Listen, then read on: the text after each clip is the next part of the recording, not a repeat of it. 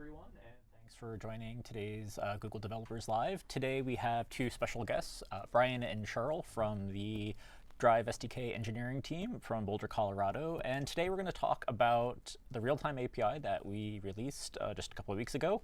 And I got a bunch of questions from the Google Drive developers community about the API, and today is when those questions will get answered. So Brian and Sheryl, can you just give yourselves a quick introduction, let people know about what you've been working here on Google?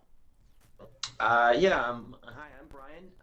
I'm an engineer on Drive Realtime, and I've been working on Drive Realtime for actually almost 18 months now, pretty much since I joined Google about 2 years ago. Hi, I'm Sheryl. I've been working on the Drive Realtime for a shorter amount of time, since about the beginning of the year, just helping get it released to you guys. All right, cool. And for those who aren't that familiar with the API, can you just give the 30-second pitch as to what this API is, why it's, why did we actually release this API? So I like to phrase it in terms of two things that this API gives you. The two big things are storage and collaboration. I mean, we all know when you're writing a web application that dealing with the network and dealing with having to store your state persistently, that's a complex problem, and we solve that for you. And then we also give you the ability to have real-time collaboration that works just like it does in all the other Google Docs editors and Docs, Sheets, and Slides. So if those are things that are interest you, either one, then this might be the API for you. All right, cool. And the API as it is now is a JavaScript API. So it's primarily targeted for web applications. Received a lot of interest from people asking about support for other API, other languages, other platforms, such as Dart, Android, and iOS. Are there any tips or advice for people who want to use Bricks in, say on mobile, for example? Or the Realtime API. Bricks is the internal name for people who are out there. Yeah, so right now it's primarily a JavaScript API, but we're hoping in the future to be able to expand it to other languages like Java, which would allow you to do it in Android and iOS. That's sort of the future plan. Yeah, so our goal is to have native support for Java. I can't give any sort of real timetable on that, but it's certainly something we're working on. And then we also have plans to do an Objective-C API. Beyond that, we don't have any specific plans, but we certainly are happy to look into any language if there's enough demand.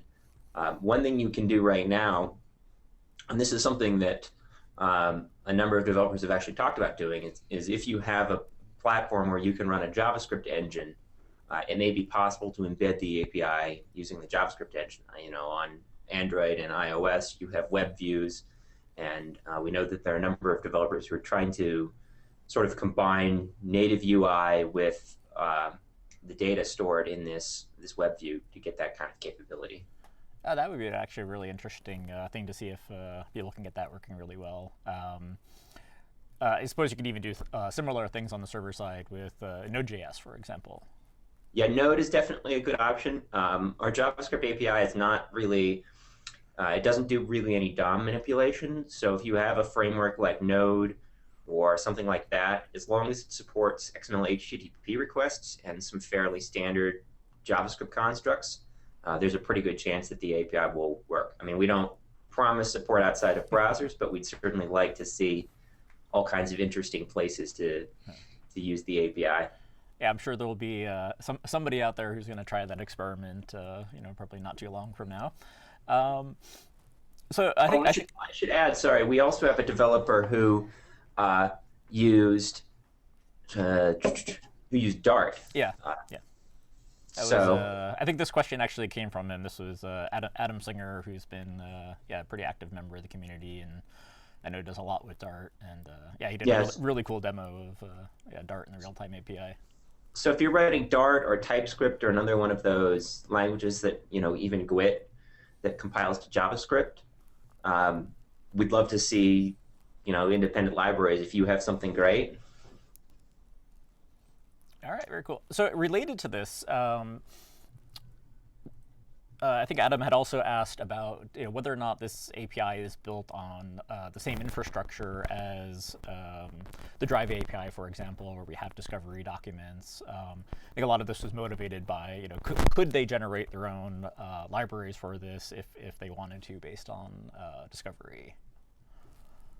So you can build on top of the existing API, but the way that the collaboration works, the client side logic is a little more heavyweight than in your typical API. So you really need to build it on top of the existing code that we provide. You can't just, it would be fairly challenging to go generate your own from scratch. Yeah, I mean, one of the requirements in the API, and this is really what precludes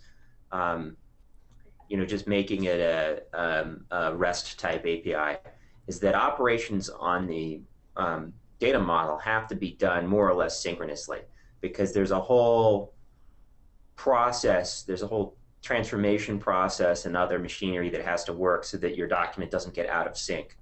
And we could build a RESTful API, but then your application would have to be written in kind of a synchronized or synchronous serialized way, which of course no one really wants. Yeah, no, it makes a lot of sense. So a little bit, moving a little bit different topic. Some of the developers have asked about testing. How do they, especially things like automated tests, integration, unit tests. Are there any tips or strategies that you would suggest to people who are starting to build apps but want to do, practice good coding practices? Well, I know in the past we've had actually internal developers here at Google build fake versions of the data model that just store their data in memory. And one of the nice things about the way that the real-time API works is because these objects look and feel as if they are local, it's not unreasonable to build something like that and sort of swap it out. And the dynamic nature of JavaScript helps a lot with something like that. If there's a lot of demand for that, we'd certainly like to see either a third-party library, or if there isn't a third-party library, certainly suggest it, and we'll look at maybe doing something first-party. Yeah, that'd be very cool. I think you're right. I mean, this is definitely something that the community probably could build pretty easily, given the API has a fairly small footprint.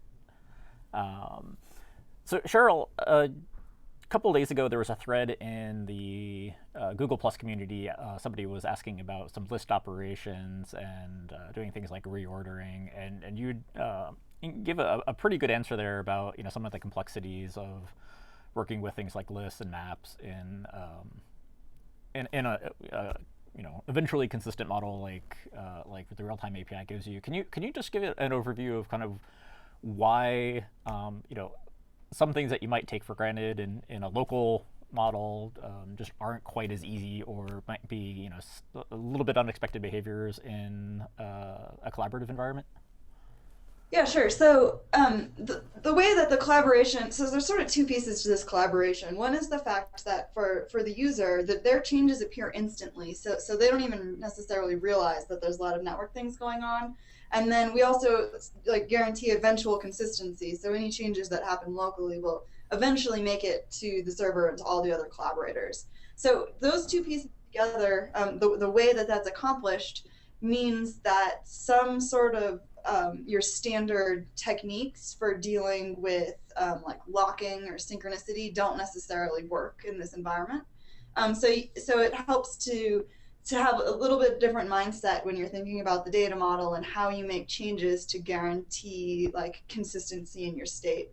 So I think the example was if you wanted to reorder a list, which ends up being sort of an insert and a delete at sort of the same time. But the problem is that if two collaborators simultaneously try to move where something is in the list, it's possible that things you would end up with duplications in your list, or things wouldn't turn out exactly how you expected to. Mm-hmm. So when you're building this kind of data model, you really need to think about, there's a lot of trade-offs to be made, and you need to think about sort of your particular use case and how you want to trade it off for. So maybe it's okay if something ends up in the list twice, you can sort of, so one technique to sort of guarantee that things arrive together is to use a compound operation. So you, within the compound operation, you do the add and you do the remove. So then you know that nobody would ever receive the add and then receive the remove much later. But that doesn't guarantee that you couldn't have like two adds and removes that would still end up causing some problems. So the alternative is to sort of flip your data model around, and things that you want to guarantee happen together, you have to do in a more atomic operation. So for example, setting a value on a map, everything in the value, as long as it's just like a JSON type, is going to be set atomically. So if anybody else sets something, it's going to completely overwrite. So you can use that in sort of clever ways to guarantee state. So in this example, if rather than having a list, you had like a map from object to its location, you can guarantee that every object only has a single location. Yet another option, and I think Sheryl sort of addressed both of these. The two that we usually look at is either you can be tolerant of these sort of degenerate cases, and a good example might be you want to restrict a list to only having 3 items or less. We don't give you the ability to say this list must only have 3 items or less, and if you try to write that logic, what ends up happening is, you would write something like block the insert if there are 3 items in the list already. Well, if 2 people try to insert into the list and there's already 2 items, you're going to end up with 4. And so this sort of tolerant model would be just ignore the last item in the list if you end up with 4. Mm-hmm.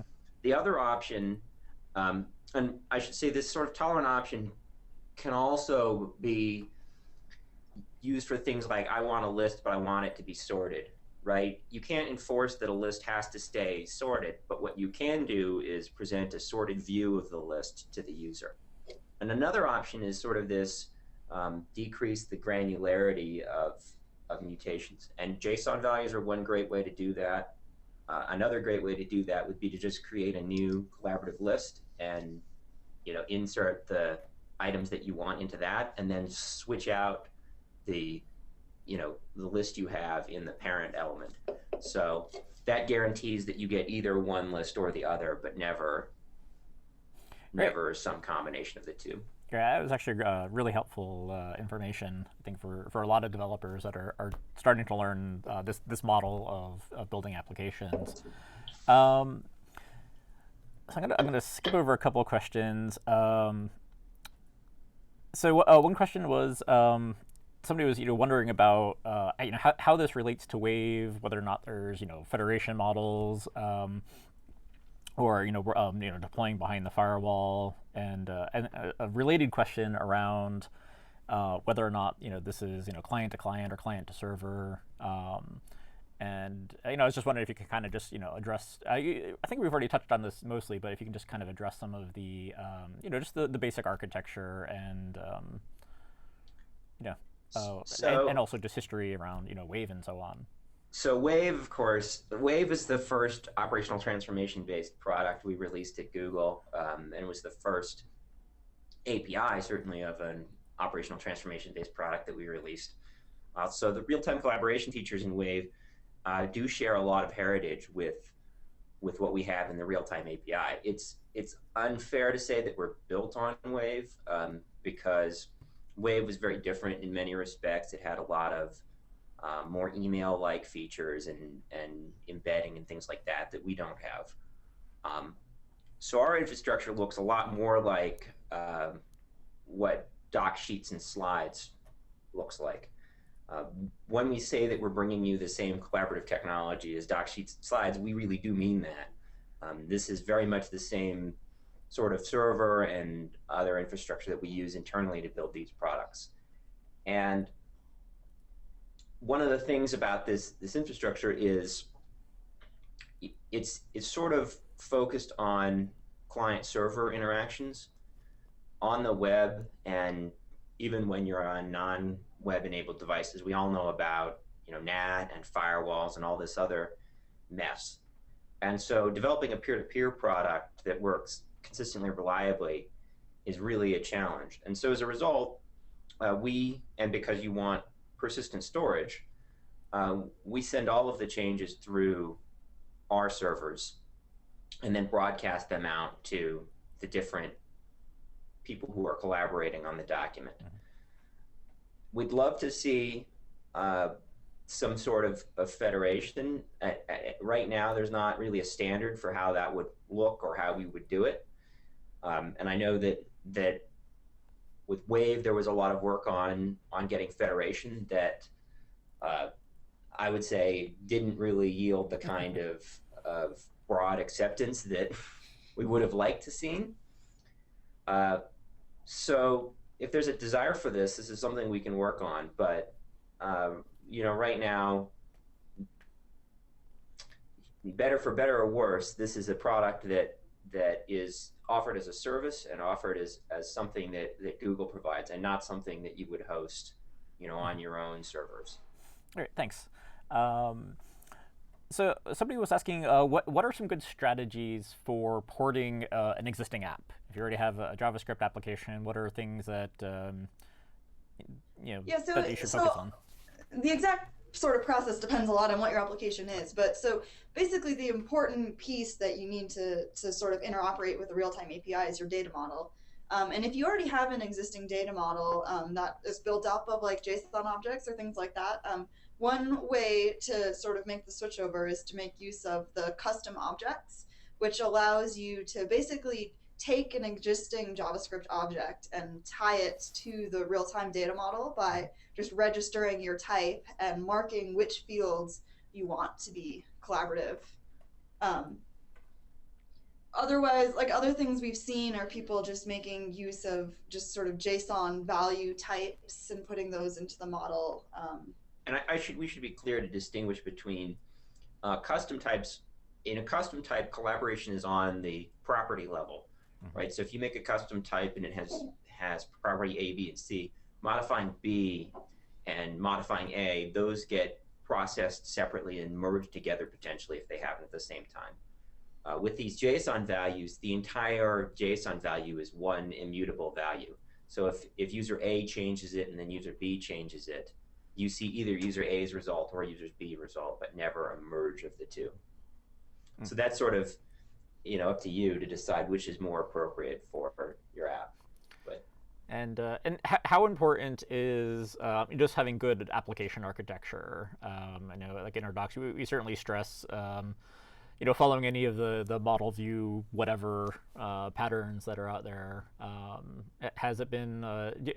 How important is it that developers, stick to established frameworks or at least good hygiene? So if your model is cleanly separated from the view and the presentation layer, it's going to make it a lot easier for you to integrate because it's just such an independent piece. If things are all sort of mixed up together, it can make it a little bit more challenging. Yeah, and we should add, if you have a clean separation of the model from your presentation layer, it really is a benefit if you want to do the Drive Real-Time API plus some other form of storage. If you want to support local storage or you want to, have the option of storing data on your own servers or something like that,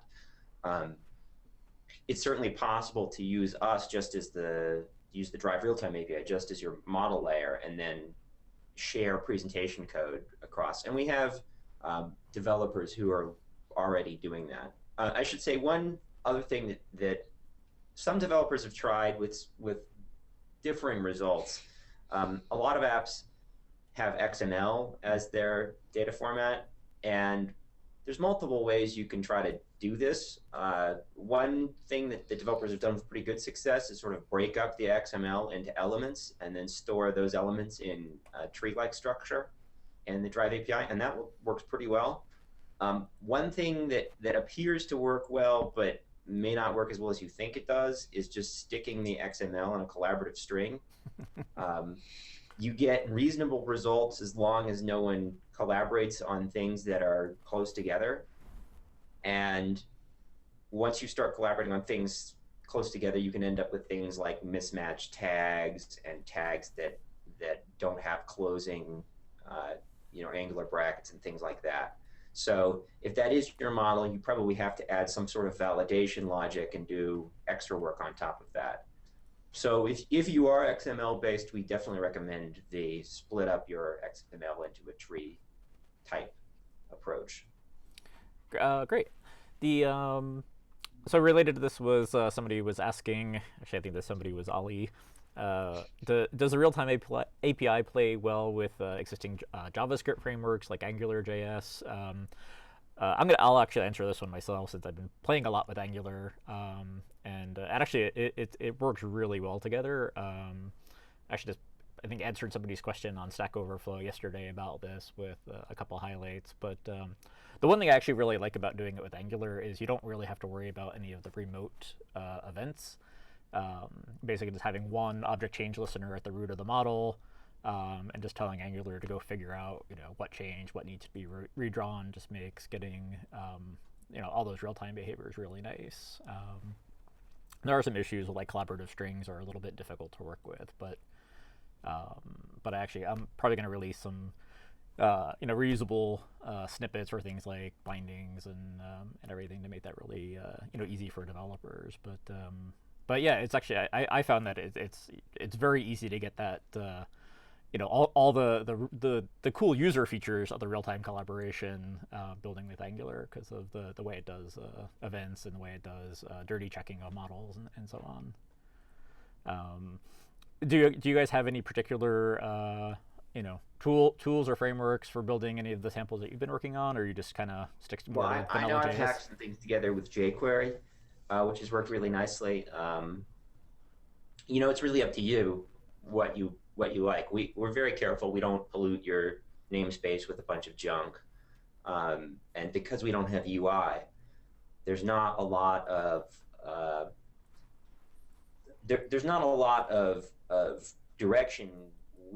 We're not going to say you should do things X way or Y way. If you want to use a different UI framework or you want to use a different JavaScript framework, that's great. And we have worked pretty hard to try to stay close to standard JavaScript as you can get.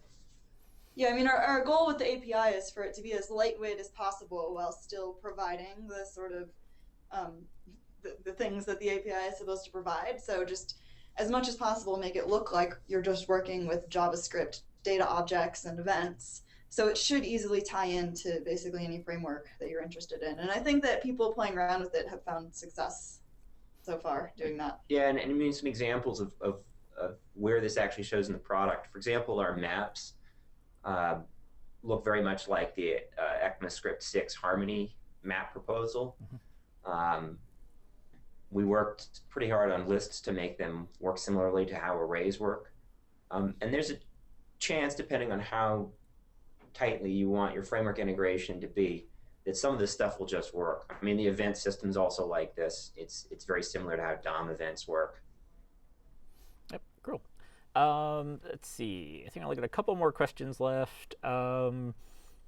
This goes back to an earlier question about support for different languages and APIs. Somebody was asking about Python and curl, but just kind of a follow-up to that is what about things like snapshotting the model?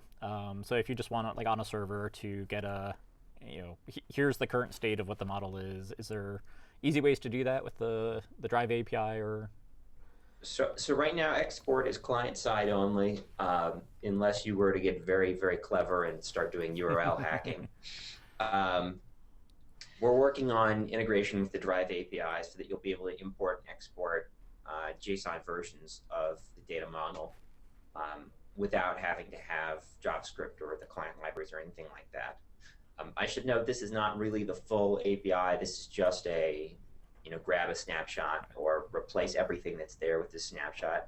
But it works well in, I want to write a mobile application and all I really care about is being able to view and make simple changes to the data model. It also works pretty well for like a backup kind of scenario, or if you wanted to convert the data model into some sort of binary format or something like that.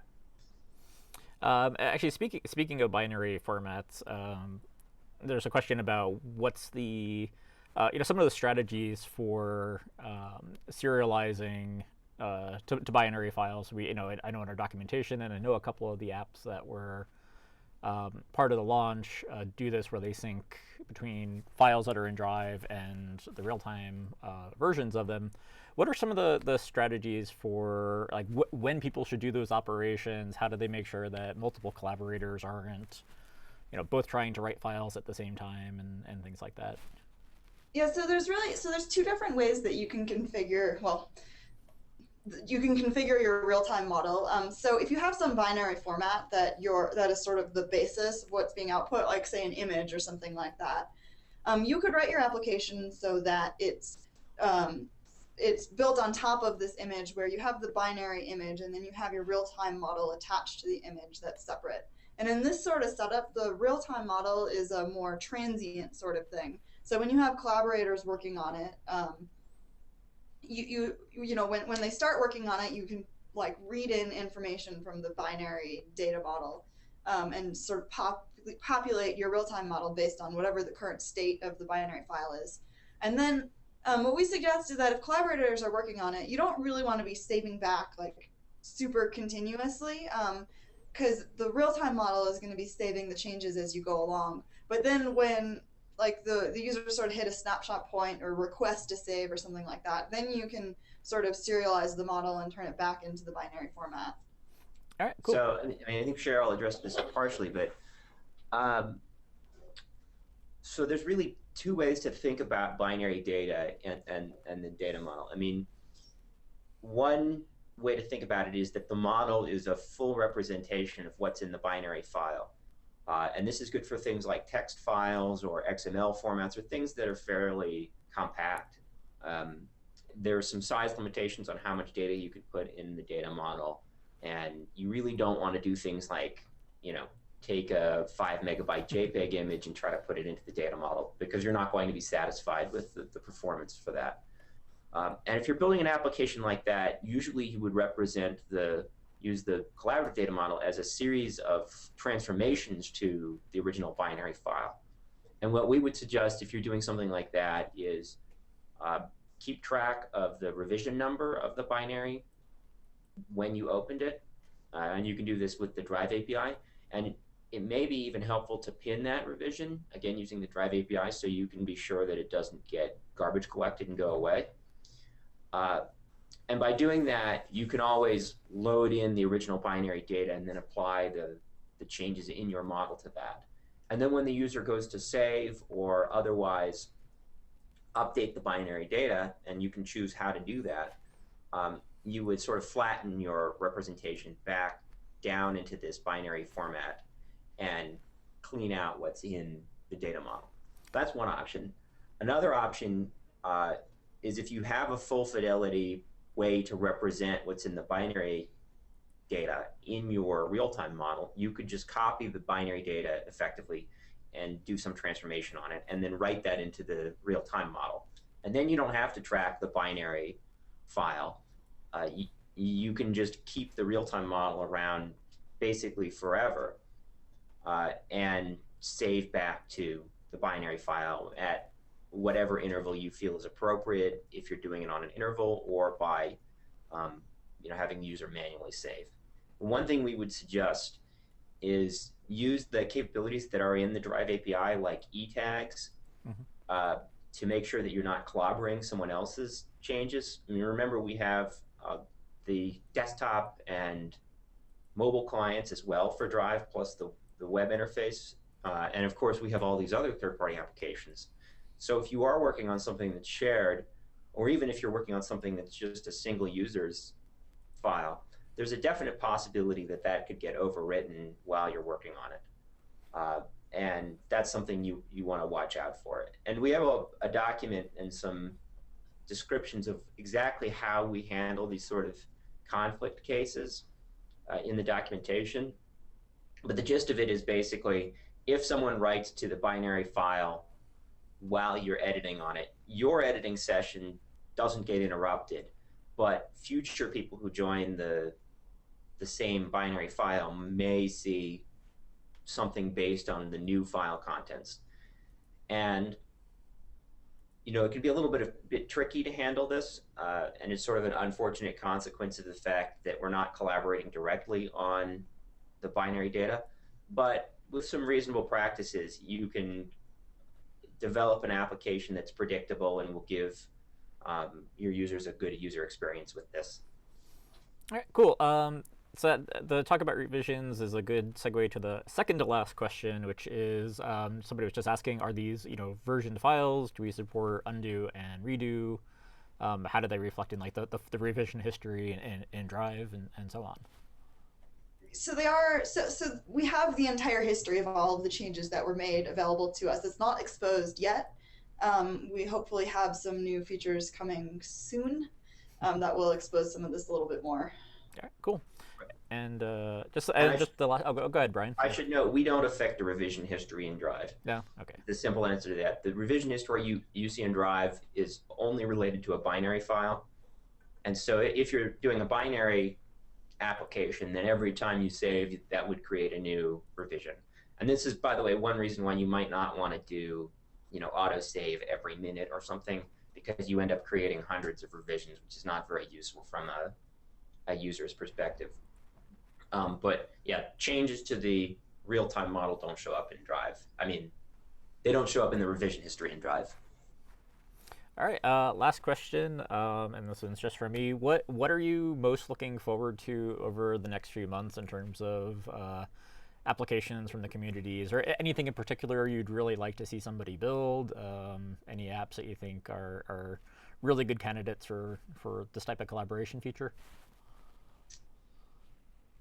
I don't know if there's anything in particular. Mostly we're excited to see what people come up with, because we've had a lot of sort of toy apps developed internally and seen a lot of different things that people play around with.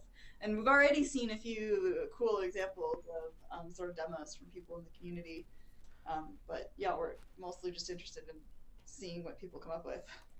Yeah, I mean, I agree. I think there's a lot of opportunity for sort of applications that are specific to a kind of niche, something that maybe you wouldn't have seen if you had to develop the entire infrastructure and the synchronization framework and all of that. So I hope to see a lot of those. I would also like to see something that is really a fully featured, powerful application of the sort of, along the same lines as doc sheets and slides, not something necessarily that's in one of those categories. And we've seen some of that already with apps like Ganter and Draw.io, and of course, Neutron is getting really powerful. But I want to see something that's really rivaling what you can do in a traditional application. But of course, enabled with all this real-time collaboration. Well, thank you very much. Thank you both of you for your time. I know you're busy over there. Really appreciate the time to do this. But that's the end of the questions. I hope everyone out there, either if you're watching live or watching it later, enjoyed this. And again, you can always ask more questions in the Google Drive developers community, and we'll be happy to help. And you can also find us on Stack Overflow. So until next week, that's all for today. Thank you. Thank you.